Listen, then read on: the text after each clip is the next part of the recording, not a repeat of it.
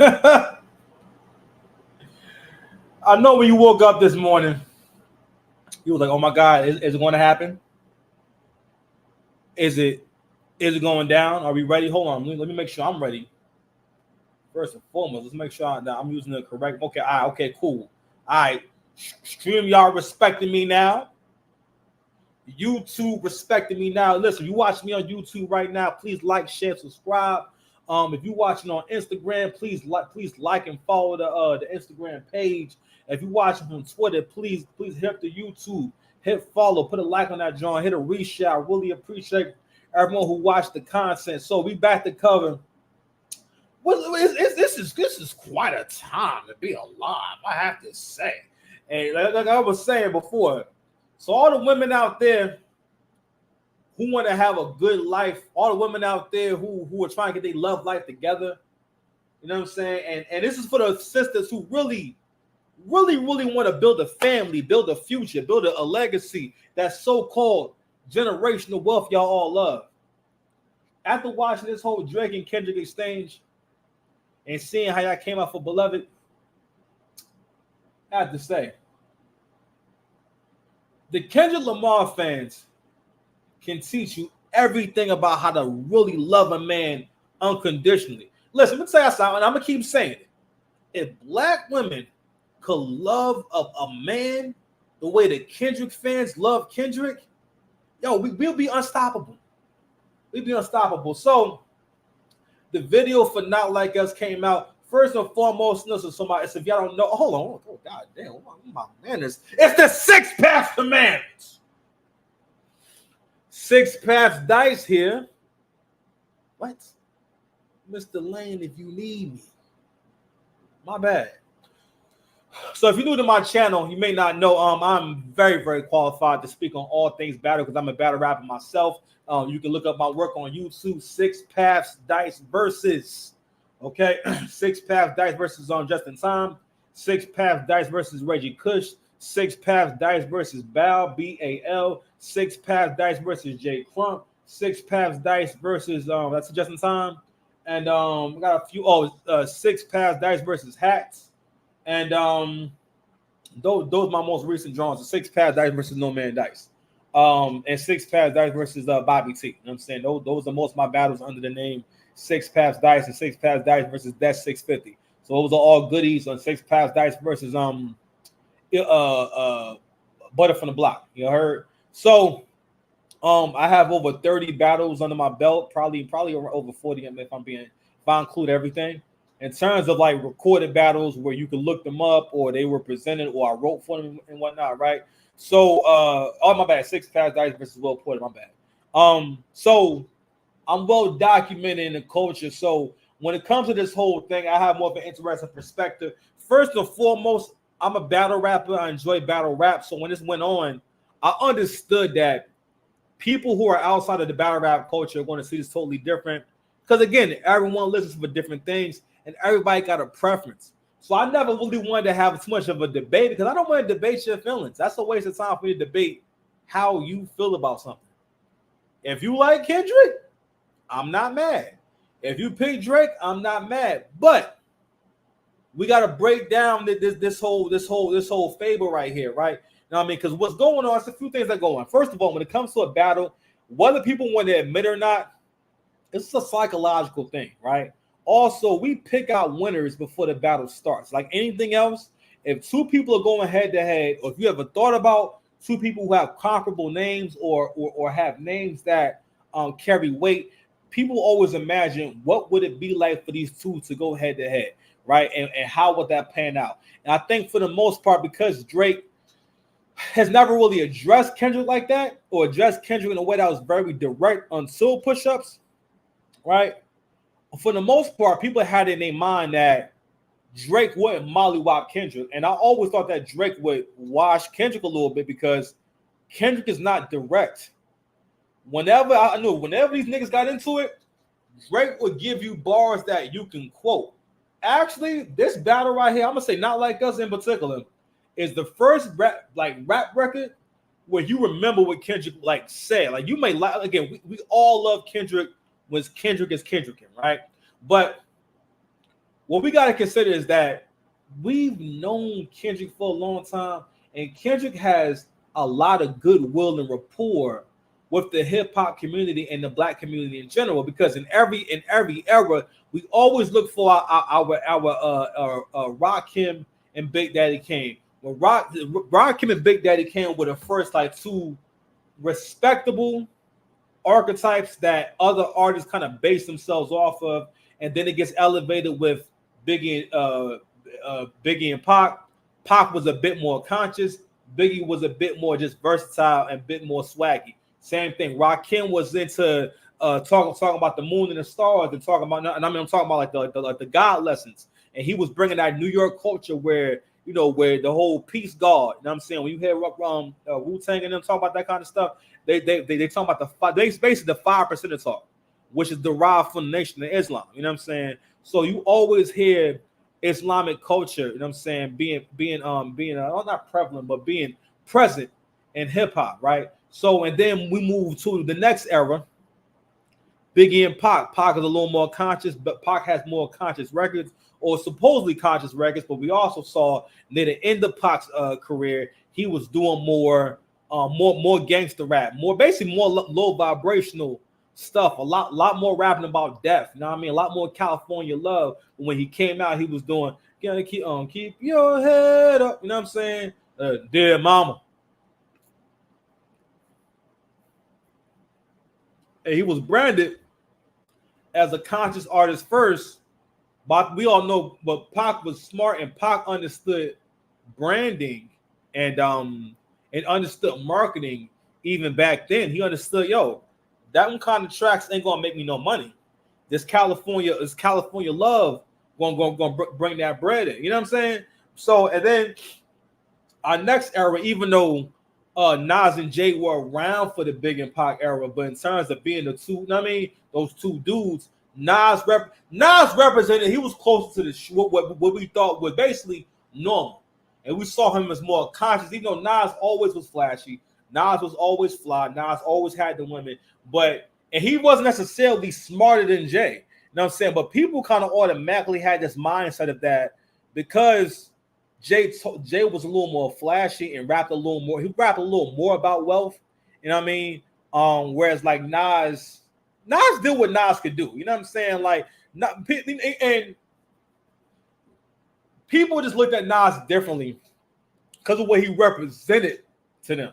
He represented the hood. He represented the street. He represented what people saw as the culture as it actually is. But a part of that is because we got to realize Jay, it was like a real one of one. You know what I mean? Like, you got to realize, like, up until that point, we didn't have all these images on TV of niggas from the hood having money. You know what I'm saying? Jay was from the project. He said in his story was, I came from the projects to this. Not only was Jay doing it, Jay taught us all about ownership and the power of, don't get me wrong, he wasn't the first to do it. You had Master P, you had Scarface, you had Rap A Lot Records, you had Jay Prince, you had all these different imprints. But in terms of what you had Puff, Master P, you know what I'm saying? What made people really understand the blueprint became get yourself hot, sign your mans, or get your own artist, basically start a business. You know what I'm saying? And get paid off of other people rapping too. Jay taught us that. Nas didn't show you how to successfully execute that. What Jay would do is he'd get some young cats like, all right, so we had State Property. You can hear a little bit of everyone's style and different eras of Jay-Z, and that's what made Jay's album sound different was because he allowed all of them to be a part of the album. Like I Just Want to Love You. That's Amelia Sparks record. Put Your Hands Up. That's a Beanie record. You know what I mean? Izzo was supposed to go to Dipset. I'm trying. There's a few other records, but they wasn't originally Jay's record, or excuse me, Miss. That's a Young Chris record. But if those records would have came out under them dudes' names, the records would have never been as big, and it would have never helped the person whom the song originally belonged to. You know what I'm saying? So, but we never looked at the fact that Nas ain't really give you albums where all the tracks is banging. Jay was one, not I would say first, but he was known for giving you the whole look. We didn't feel like, don't get me wrong, every song wasn't as big as a hit as a single, right? But Blueprint on, especially, every track was something, or it was a dope beat. Whereas there was an ongoing joke about how Nas, 50 do it too, but how Nas picked the worst beats. But even though Nas would pick the worst beats, we never, for the most part, don't get me wrong, niggas was down on Nas for a little bit. But for the most part, Nas was giving grace because of how people saw him. And look, don't worry.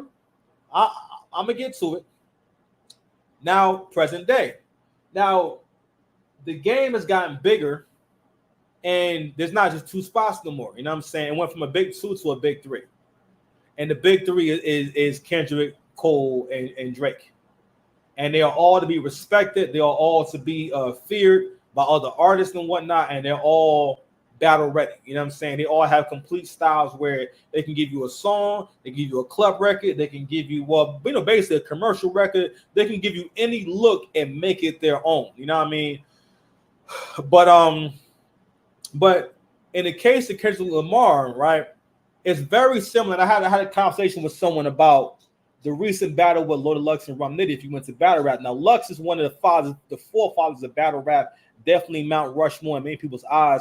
Lux is the reason for us watching battle rap to this day, and a part of how battle rap became something that could be anywhere near mainstream, right? And Nitty is of the, now they're all around the same age, but Nitty got popping more so around 2017. He always was around, you know what I'm saying? He got famous for his 2013 battle with Danny Myers on Killing the Dot, you know what I mean? Where they had a back-to-back punch fest and all that, right? So he was famous. He became famous for that, but he became really very relevant when he started to have amazing showings on URL, specifically Rum Nitty versus Av. You ever get a chance, go watch that battle, right? So what I was saying was, now anyone who follows the culture and has watched the Lux battle know that Lux raps differently. Lux pays the frequency of his punches.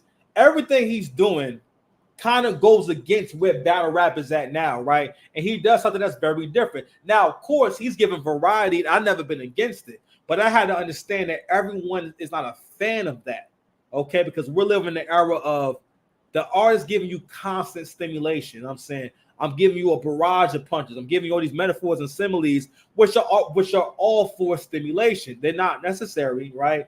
I don't need it to make a point, but it stimulates the mind to hear this double entendre in battle rap specifically, right? So what I was saying about Lux was, I said to my friend, I said, yo, as fans of Lux and fans of that era, now again, as far as Lux's latest battle history, Lux hasn't really been that great in a lot of his recent showings and whatnot, and also doesn't have that many, right? But as a Lux fan, myself included, I gotta admit that I'm biased, right? And with my bias, I want Lux to win. So if I want Lux to win, and I'm a fan of Lux, right? When I'm critiquing the battle, am I really critiquing, or am I looking? Because I'm gonna tell you right now, that's how I felt about it. A lot of people try to give Lux a gentleman's 30.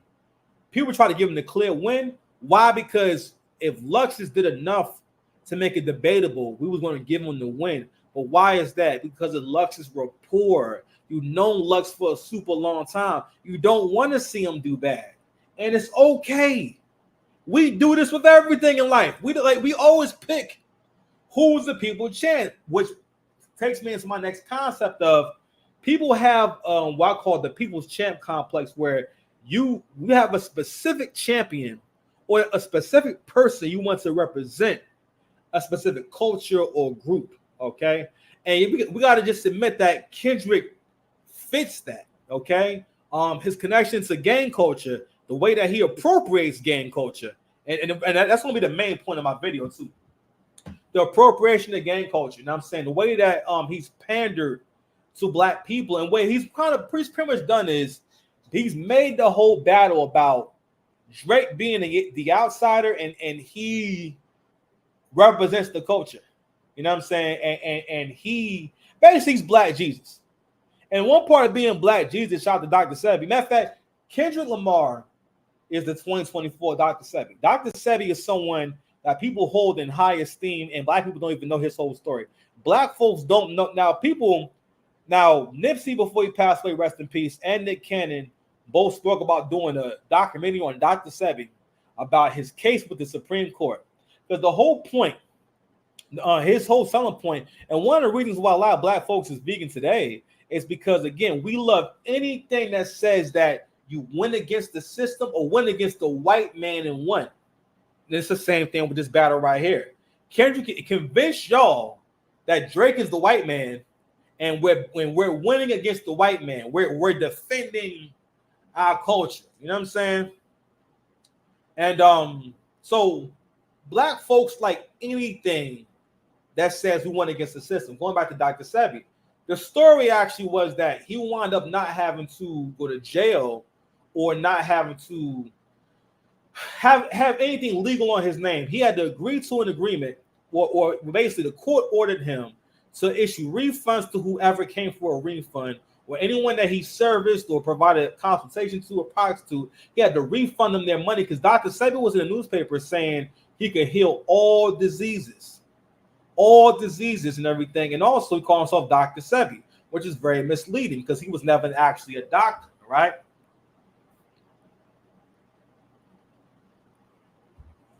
But primarily, black folks will go to someone like that who calls himself a doctor, but they're not actually a doctor because it's like, oh, well, listen, he don't got to have the white man's degree.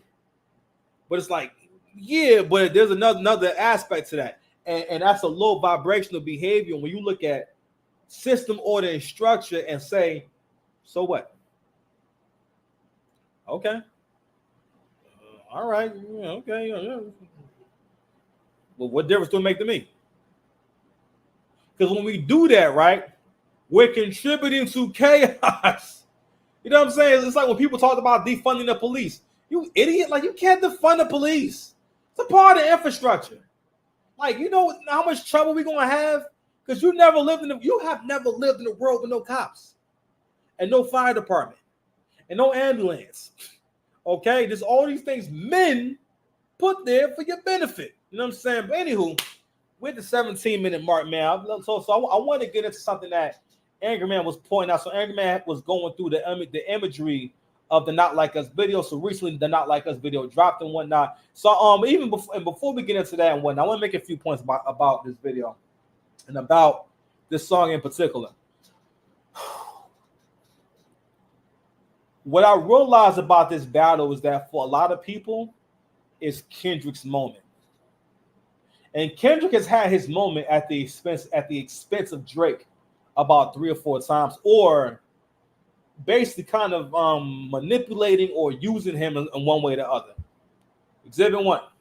Drake put him on the biggest album of 2011, and he was on the album of the biggest artist. Kendrick was not popping around this time. He was an underground guy that had a little name, and people were starting to like him, right?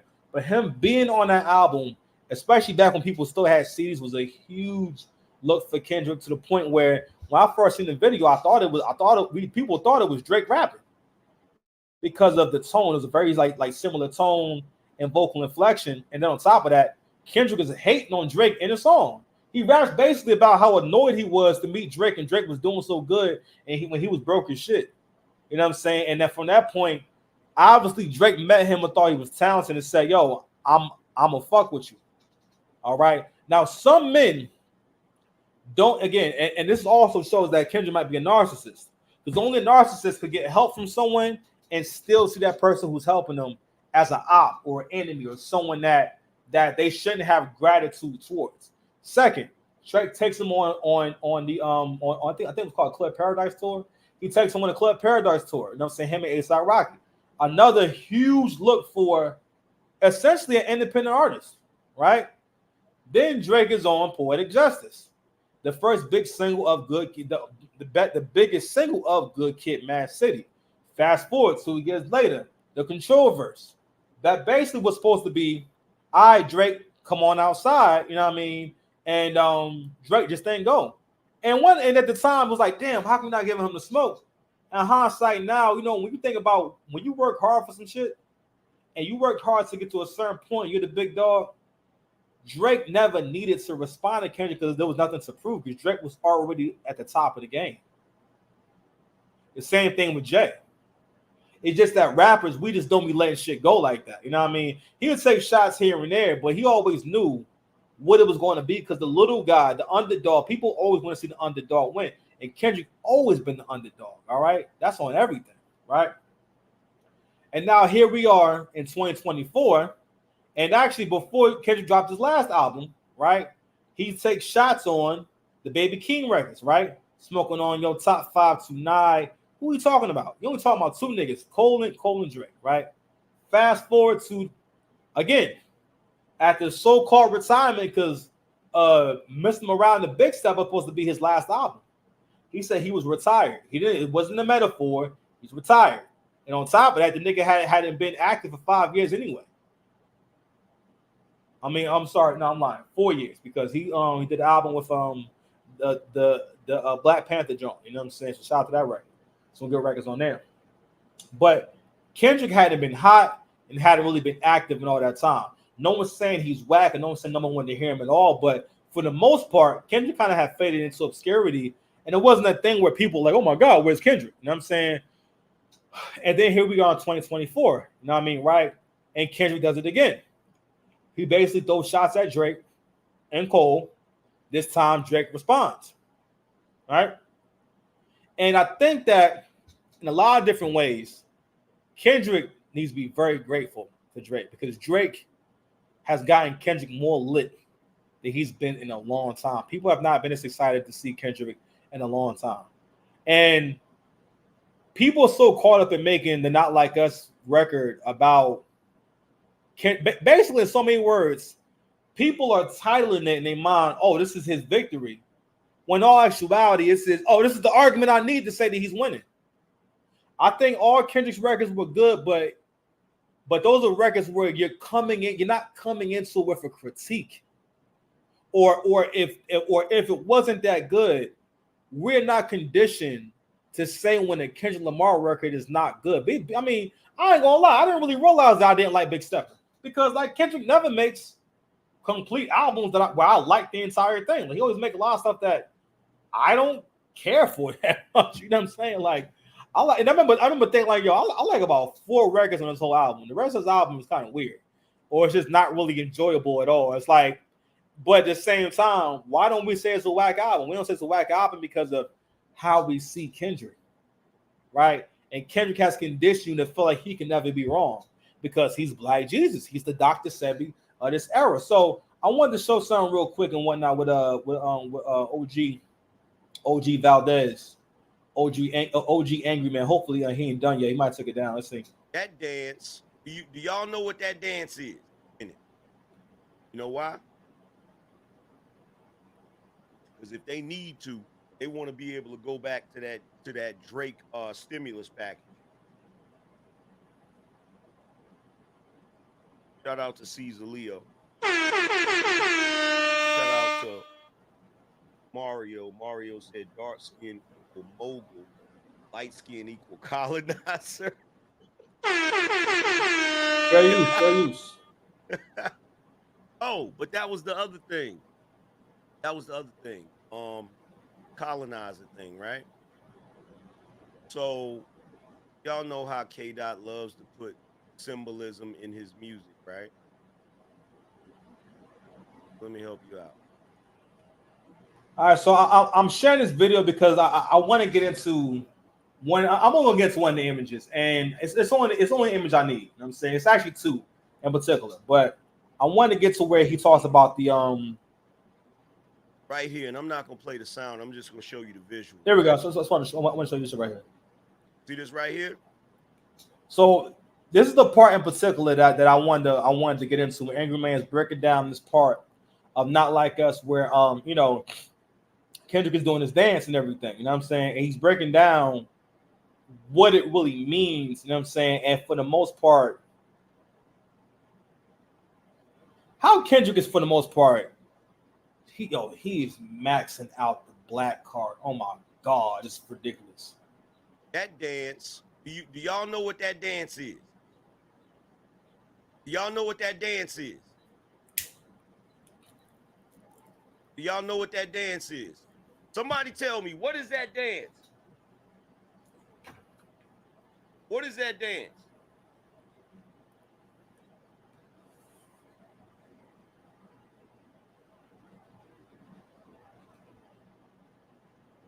Come on, y'all. Come on. Come on. Come on. What is that dance? You said that's a tribal war dance? No, it's not. Mm-mm.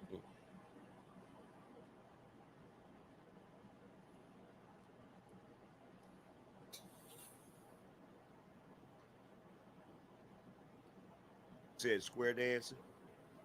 Ain't square dance.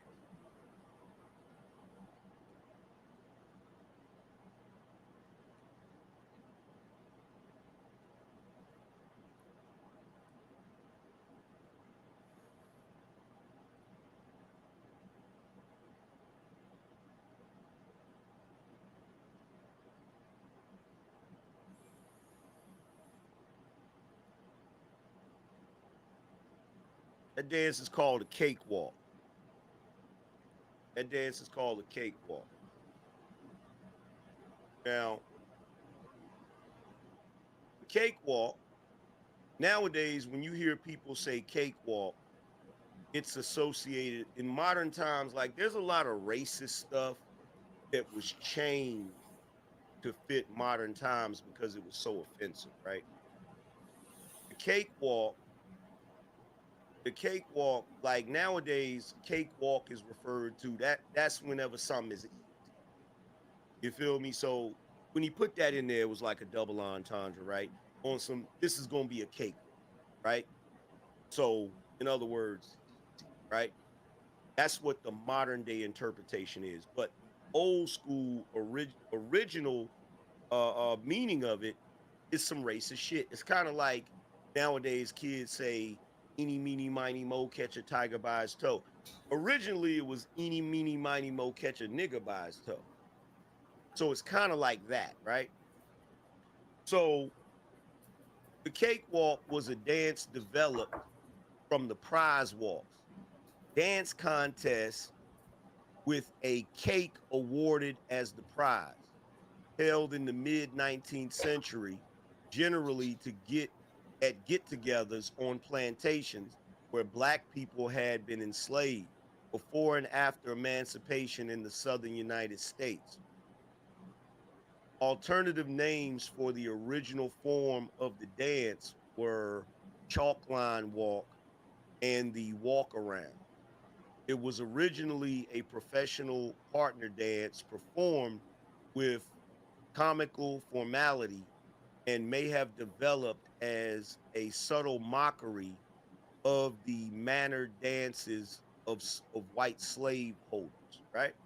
So basically, back in the day, Black folk would do this dance as entertainment for the slave masters, and whoever did it the best was awarded with cake, right? But what the slave owners didn't know is that while Black people were doing this dance, they were doing it to make fun of the slave owners, right? So why would K Dot put that in his video? One, he's putting it in his video because he's saying this is gonna be a cakewalk. But two, he's putting it in his video to let you know I'm mocking Drake. I'm mocking the slave owner. Why would he consider him a slave owner? For the same reason he considers him a colonizer. Because Drake is making money off of his music.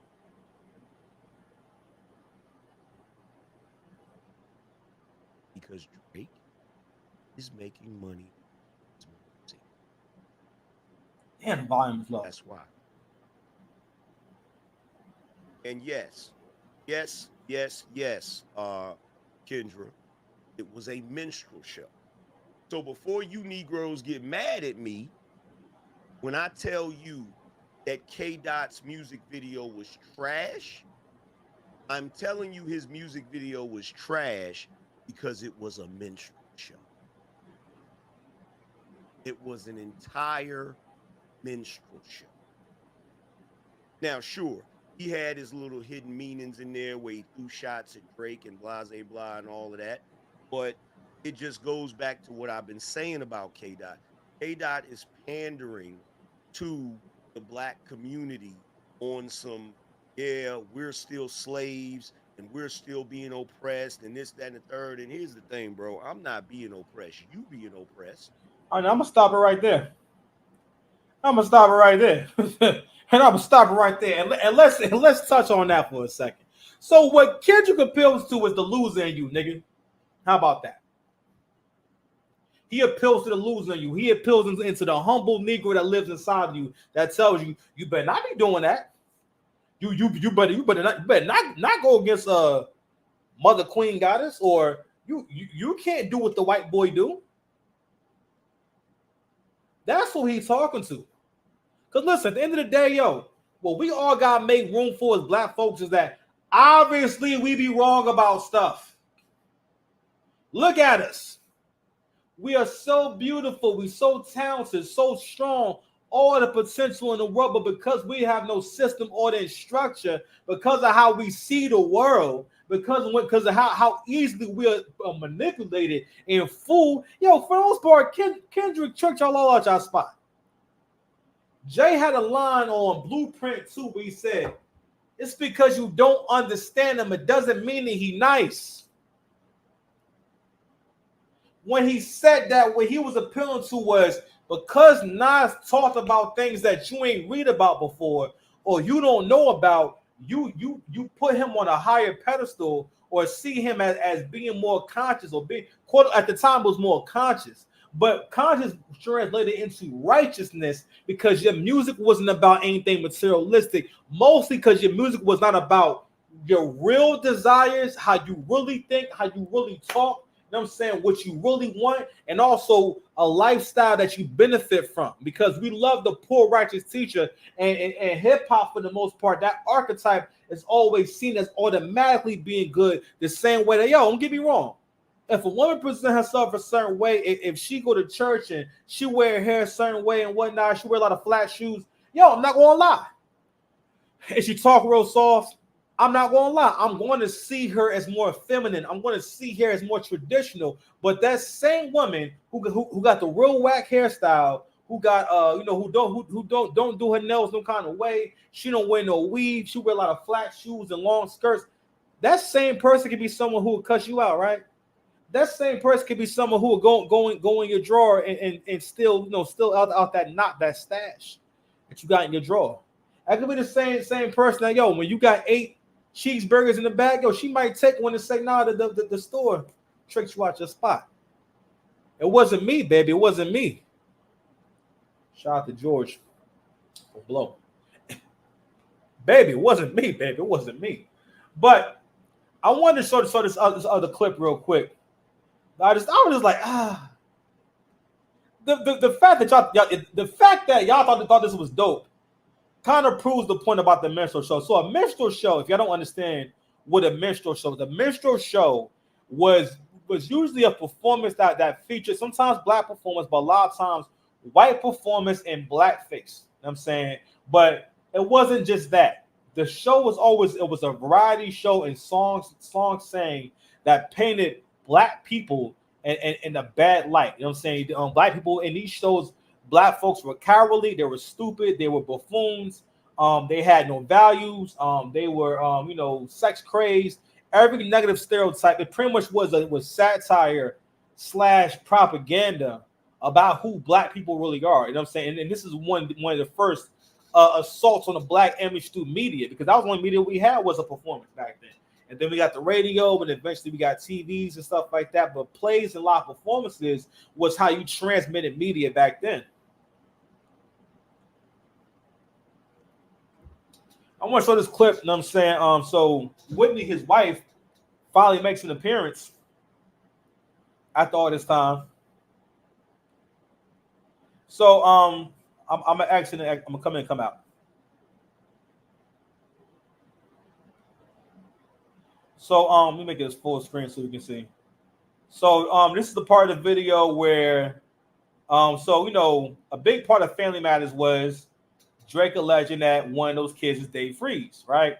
Now the point I made was that, yo, for someone to be talking about your husband and whatnot, and there's such a big allegation and everything, I would just think that she has social media. Why wouldn't she address it on Twitter? Why wouldn't she could have put the post anywhere saying, just for the record, they need to keep it hip hop. They need to keep me out of it. I'm happily married. I didn't hear no statement saying I'm happily married to Kendrick Lamar. And who knows? Maybe that's just a relationship. But now more than ever, would be the time to say, we are happily married, and we come from a loving family. You know what I'm saying? Now, now listen, I'm not in the gang and whatnot, and I get that gang culture is a part of West Coast culture, right? But what's going on in this video, it totally contradicts one of the reasons why people like Kendrick Lamar. He's supposed to be the more righteous one. Matter of fact, even the whole bit about Drake, basically him making Drake the representative for white people in this instance, and turning the culture against Drake in terms of making it seem as though he's not actually black. But black people love that play. They love the I'm blacker than you play, or you're not as black as I am play because we're two different complexions. Even if we come from the same place and culturally we're the same, I'm more black than you are, and I'm gonna make sure you know about it too. You know what I'm saying? Now, most light-skinned folks get used to it. Ain't really that big of a deal, but it's really interesting how his wife is a mixed heritage, and she's a mixed heritage, right? And she's crip walking in the video, right? So they're both doing cultural appropriation because both of them was never jumped into no set. Far as I know, he's rapped about having family members who's in the culture and whatnot. But as far as we know, neither you or her have ever banged. All right? Ever. And this furthers the point about the Minstrel show. The Kendrick Lamar video and that song in general is about upholding the worst of us and the worst of how we think and how we see the world. Okay? Kendrick, he appealed to several things, and I'm saying that go on in the psyche of black people. One being your belief that you are being, don't get me wrong, things still happen. It's still a system that's upheld by people who don't have our best interest at heart. But so what? The mindset of someone's oppressing me, or oh my God, they're racist. That's up to them if they want to be a racist. So what? They're racist. So that's their business. Life has always been impossible. That's life. The idea is to transcend your environment. What Kendrick is rapping about is one of the reasons why ain't none of y'all ever gonna make it. Well, I'm saying none of y'all. A lot of y'all ain't gonna make it because Kendrick is not actually teaching you nothing. Drake just showed mad niggas how to be successful. Drake, first of all, people fell in love with Drake because Drake was talking to us, talking to everyone. You had people trying to say that Drake never had no message in his music, yo. I had to go back to one of my favorite Drake records from when I was younger, man. I pulled up the lyrics, man. It was from a record called Too Much, and I just wanted to read a few of these lyrics real quick, man. He says, someone go tell nobody to get the backwards. Money got my whole family going backwards. No dinner days, no holidays, no nothing. There's issues at hand that we're not discussing. I did not sign up for this. My uncle used to have all these things on his bucket list. Now he's acting like, oh, well, it's life. I guess, man, fuck that shit. Listen, man, you can still do what you want to do. You got to trust that shit. I heard once that in dire times we need to sign this when they appear. I guess it's my text messages that didn't resonate. I'm going to say it here. I hate the fact that my mom cooped up in an apartment telling herself that she's too sick to get dressed up and go do shit. Like, that's true shit. All my family from the M-Town that I've been around start treating me like I'm him now. Like, we don't know each other. Like, we ain't grow together. We just friends now. Shit got me feeling pinned down. Pick the pen up and put the pen down. I'm writing to you from a distance like a pen pal because we've been down. So I know I'm butchering the how I'm saying it and whatnot because they're not my bars, and also get a little lockjaw when when you been smoking. But pause. Like, that's me because like if I've been smoking, like my jaw start I'm not able to speak as clearly. But what I'm saying is that the perception, the image, and again, it's also the power of your image. When you put a certain image out there, it has a huge, because you're communicating how people should see you and how you should be perceived. We got to a point where we'll believe whatever Kendrick tells us. People feel like because they see Whitney in this video dancing with him that it doesn't mean anything. That it means that It's because you saw Dave Free at that concert, and you saw her at in his music video. Does not mean that everything Drake was saying wasn't true, because she still not coming out saying none of that is true.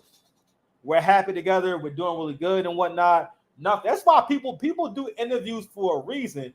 To people, that's a part of PR. It's to control the narrative. But again, when you have enough rapport like Kendrick has, Kendrick don't gotta explain nothing.